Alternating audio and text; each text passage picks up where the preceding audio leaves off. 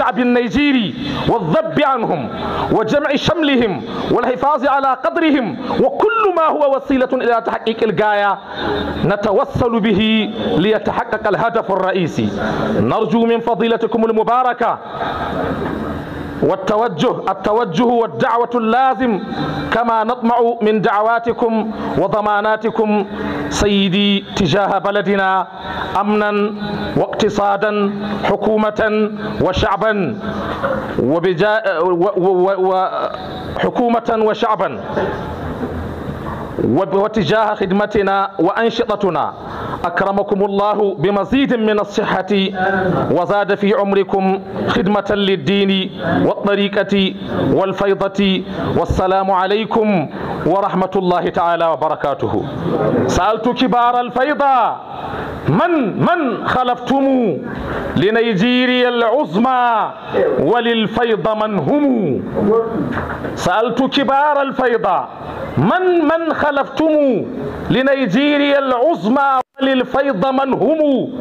فرد قوي جاء كالبرق مرعدا لأنصار فتيان فنحن هم. فرد قوي جاء كالبرق مرعدا لأنصار فتيان فنحن هم. فنحن الأولى ضيومة مسافة كولخ ذهابا وإيابا فنحن هم. سنعطي لابن الشيخ كل حقوقه وللبنت ما للابن هن. يا مولانا نرحب بكم من أعماق قلوبنا ونقول كما يقول الشاعر: يا ضيفنا لو جئتنا لوجدتنا نحن الضيوف وأنت رب المنزل. مولانا كل هذا من بركاتكم، ولا يسعنا إلا رضاكم وضماناتكم على أن نمشي قدما على خدمة الشيخ رضي الله تعالى عنه التي هي غايتكم.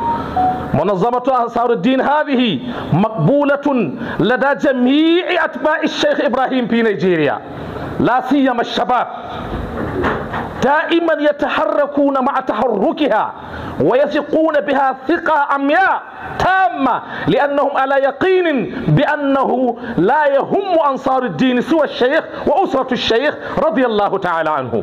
من أجل ذلك نتمنى من الحضرة أن تنظر إلى أنصار الدين بعين الرضا والقبول، وتعلم بأنها ما هي إلا همزة وصل فقط بينها وبين تلامذة الشيخ إبراهيم الذين لا يسعهم إلا رضاكم ولا ينتظرون إلا من كلماتكم التي تزيدهم شوقا وقربا وترقيا إلى الشيخ وإلى معرفة الشيخ رضي الله تعالى عنه.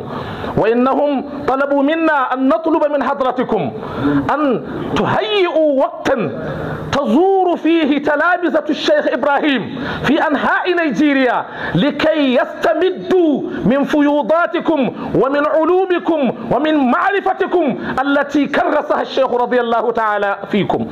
يا مولانا هذا طلب من جميع أحباب الشيخ في نيجيريا، يتمنون زيارتكم زيارة استمداد، لأن العوائق من الأموال منعتهم أن يذهبوا للزيارة إلى كولخ، وما دام أنكم تاحت لكم الفرصة فيطلبون أن يكون من ضمن الذين يأتيهم أرزاقهم في بيوتهم. الرزق رزقان، رزق تأتيه ورزق يأتيك. فنتمنى إذا تاحت الفرصة في يوم من الأيام أن تنظم أنصار الدين جولة وزيارة إلى تلامذة الشيخ الفقراء الذين لا يملكون إلا المحبة والقلوب الصافية التي يتمنوا أن تلقوا فيها محبة الشيخ ومعرفته، وأن ترشدوهم إلى ما كان الشيخ يقودنا إليه، حيث كان يقول: والأمة قصدي فيهم أن أسوقهم إلى حضرة البر الرحيم إلهنا، وتعلموا هل في الخلق أحنا عليهم مدى الدهر مني والبعيد كما دنا. يا مولانا حتى لا نأخذ من وقتكم الغالي، والآن إن شاء الله بإذن منكم نقدم بعض شباب الفيضة يرحبون، ثم يدعو الشيخ لنا